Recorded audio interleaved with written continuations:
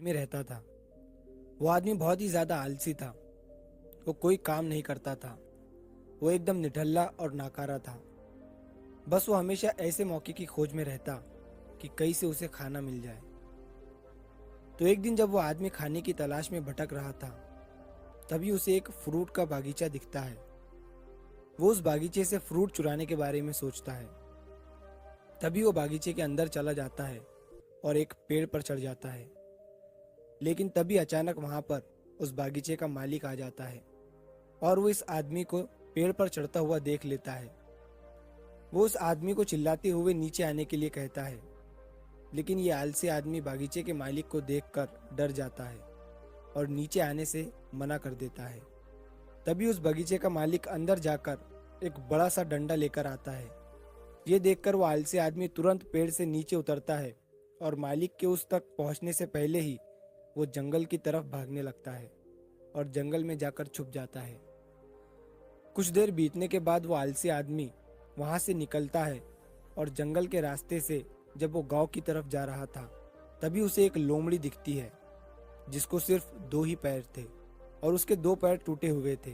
वो जंगल में रेंगती हुई चल रही थी। ये देखने के बाद वो आलसी आदमी सोचता है कि ये लोमड़ी अब तक इस घने जंगल में जिंदा कैसे है।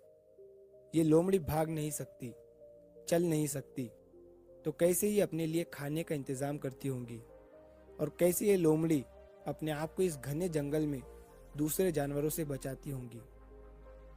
वो आलसी आदमी ये सोच ही रहा था कि तभी अचानक से वहां पर शेर आ जाता है जिसके मुंह में गोश्त का एक टुकड़ा था और वो शेर उस अपाहिज लोमड़ी की तरफ बढ़ रहा था। शेर को देखकर दूसरे सारे जानवर वहां से भाग जाते हैं और अब वहां पर सिर्फ वो अपाहिज लोमड़ी ही रह जाती है। और वो आलसी आदमी भी अपनी जान बचाने के लिए एक पेड़ पर चढ़ जाता है और फिर जो होता है उसे देखकर वो आलसी आदमी हैरान हो जाता है। वो शेर उस गोश्त के टुकड़े को उस लोमड़ी के सामने छोड़ देता है और वहां से चला जाता है और अब वो लोमड़ी उस गोश्त के टुकड़े को खाने लग जाती है। आलसी आदमी ये देखकर हैरान हो जाता है और ऊपर वाले का प्लान देखकर वो मन ही मन खुश भी हो जाता है। और तभी वो सोचता है कि ईश्वर के पास सबके लिए कोई ना कोई प्लान होता ही है और अगर ईश्वर के पास इस लोमड़ी के लिए प्लान है तो ज़रूर मेरे लिए भी उसके पास कोई ना कोई प्लान ज़रूर होगा। और तभी वो आलसी आदमी रोड के साइड में एक बड़ा सा पेड़ देखकर उसके नीचे बैठ जाता है, ये सोचकर कि मेरे लिए भी कोई ना कोई खाना लेकर ज़रूर आएगा। वो आदमी 2 दिन तक उस जगह पर बैठकर इंतज़ार करता है, लेकिन कोई भी उसके लिए खाना लेकर नहीं आता।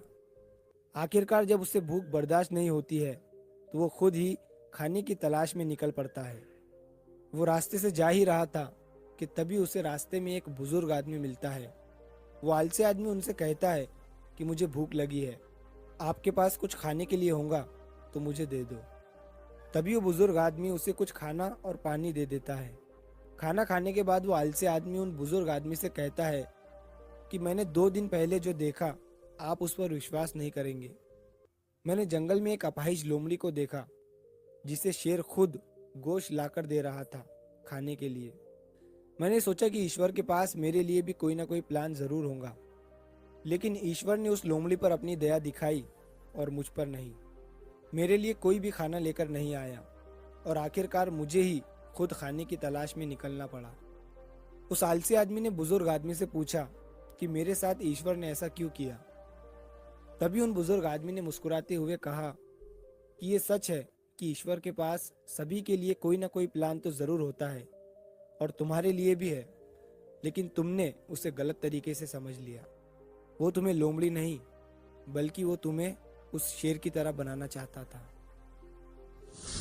दोस्तों, इस कहानी से हमें ये सीख मिलती है कि अगर हम हमारी लाइफ को ध्यान से देखें तो हमें ये पता चलेगा कि जिंदगी सबक से भरी पड़ी है और हर एक मोमेंट का एक डीप मीनिंग होता है।